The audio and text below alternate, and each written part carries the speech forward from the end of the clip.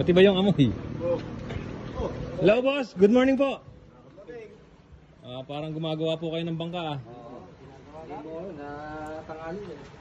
Ito po yung ano, gumagawa sila ng bangka. Ba't iba yung amoy boss? Chemical yan. Chemical. Kaya pala ano, may iba yung amoy. Yan po yung panggawa ng bangka, yung chemical na yan. Tapos titigas. Ano ba yung tawag dyan? Fiber.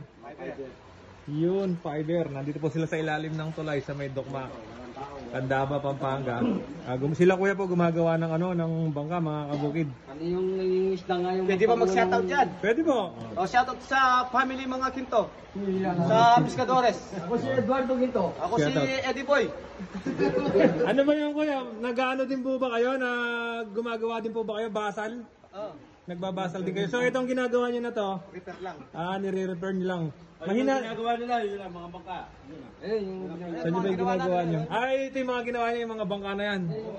Okay. Madilim tayo dito. Nasa ilalim kasi tayo ng tulay, mga kabukid. Ayun, no? Malilim kasi, malilim. Sa paliwanag. Ito, maliwanag tayo. Kasi, yun siya eh. Halimbawa kuya, ano? Halimbawa, yung paggawa nyo ng basal na ano na bangka, magkano po ba yung ano nyo? Conforme sa haba. Sa haba.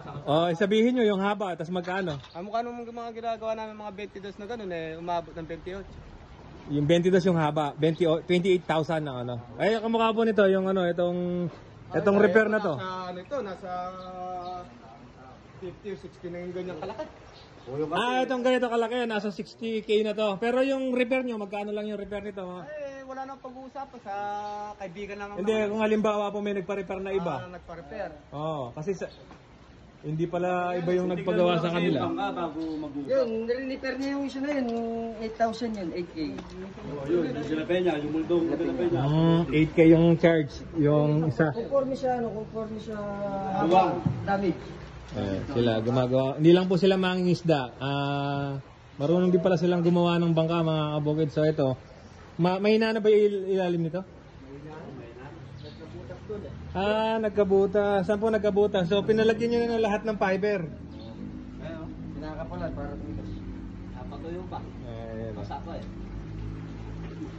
Iba pala yung amoy ng ano? Iba. Kaya pag quadritis kami, plastic na. Iba yung amoy ng chemical, mga kabukid. Dito sila nangingisda. So ngayon mababaw na yung yung tubig ng ilog. Dati malalim to, mga kabukid. So ngayon mababaw. Pagka mababaw pala, dito sila naka-standby. Ayan, nagagawa-gawa sila yung mga gamit-gamit nilang bangka. Ito, ano ba sira nito kuya? Wala. Ganun din na, mga Repair din. Maliit-liit lang. Oo. Tapos walang huli. So, ang kagandahan lang, nangingisda sila, marunong din silang gumawa ng bangka, mga kabukid.